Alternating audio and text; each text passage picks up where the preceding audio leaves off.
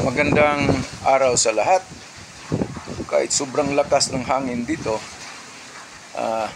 the YouTube channel of the Fraternal Order of Eagles Limbas Law Corner is back to once again render public service in the field of law for our countrymen, or itong aming pagbabahagi ng kaunting kaalaman sa larangan ng batas para sa sambayanang Pilipino. Brought to you by the Limbas Marangal Eagles Club of the Eastern Rizal Region 2 sa pamamagitan ng inyong lingkod na isa namang abogado at isang propesor sa maraming law school. Ang pag-uusapan natin sa ngayon ay yung bayad sa tricycle na ang nakalagay doon sa ordinansa ng city or municipality ay taripa. Okay. Kadalasan hindi yan sinusunod ng mga tricycle driver. Sinabi kong kadalasan, ibig sabihin may sumusunod naman. Ito, nung isang araw sumakay kami ng tricycle. Ang driver ay babae. Unang tanong pa lang agad, pinara namin, tumigil, sabi, magkano po ba ang binabayad ninyo mula dito hanggang doon? Yun ang tanong ng tricycle driver. Dapat alam mo yan, meron kayong taripa. Sa taripa nakalagay dyan na first 3 or 4 kilometers, ito yung bayad. Pag lumagpas ng 1 kilometro, ito yung karagdagang bayad. Ay, ang sagot ko, hindi ko alam. Okay, di, tumuloy, nakasakay kami. Abay, pagdating sa lugar doon, ang singil, 100 lang naman. Lalapit-lapit, 100. Pero hindi naman ako nagsalita, nagreklamo. Di, binayaran ko lang. Okay, kasi alam ko na yung mga kalukuhan ng mga driver na yan. O di, wala lang. Okay lang. Okay lang. Di, ito na. Hindi lang yan, mga kababayan, ang pamamaraan. Meron pang mga pamamaraang panloloko na matagal ko nang inoobserbahan. Halimbawa, pinara mo, titigil.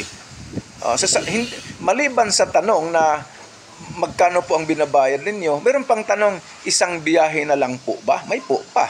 Ang ibig sabihin ng isang biyahe, pinag-iisa ka lang, babayaran mo yung 4, yung laman ng tricycle. Hindi yan pinapayagan ng city or municipal ordinance. Pag ang tricycle ay umiikot lamang, pinapayagan lang yan kung ang tricycle ay nandoon sa terminal. Ang tinutukoy kong terminal, yung legal nilang terminal, hindi yung terminal na nasa National Highway. Ay, illegal yon. Hindi naman hinuhuli, right? Okay, hindi hinuhuli.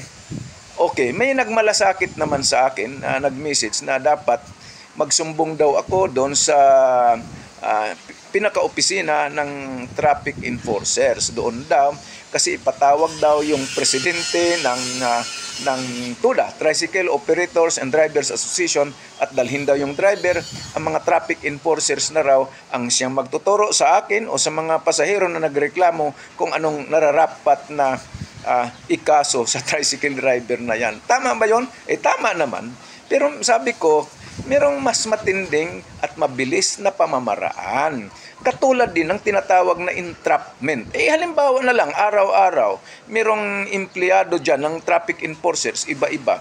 Araw-araw, papara sila ng tricycle sa kalye. Pag sinabing, saan ka pupunta, magkano po ba ang binabayaran nyo? Okay, tanong, labag na agad yan sa batas. Kasi hindi sa terminal Pagkatapos pagsakay mo, akmang sasakay ka na, isang biyahe na lang po ba? O, labag na naman sa ordinance. O, paano yan? Traffic enforcer, hulihin nyo na. Hindi na kailangan na gumawa pa ng reklamo itong mga biktimang pampasahero. Yun ang pinakamabilis na pagpatupad ng ordinansa na hindi naman sinusunod ng karamihang tricycle drivers. Di bali yung sa legal na terminal, ay hindi, sumusunod naman yon. Yung mga nakapila talaga sa legal nilang terminal. Right? Maraming salamat at sana nakapag-serbisyo na naman itong Limbas Marangal Eagles Club of the Eastern Rizal Region 2. Maraming salamat at magandang araw sa lahat.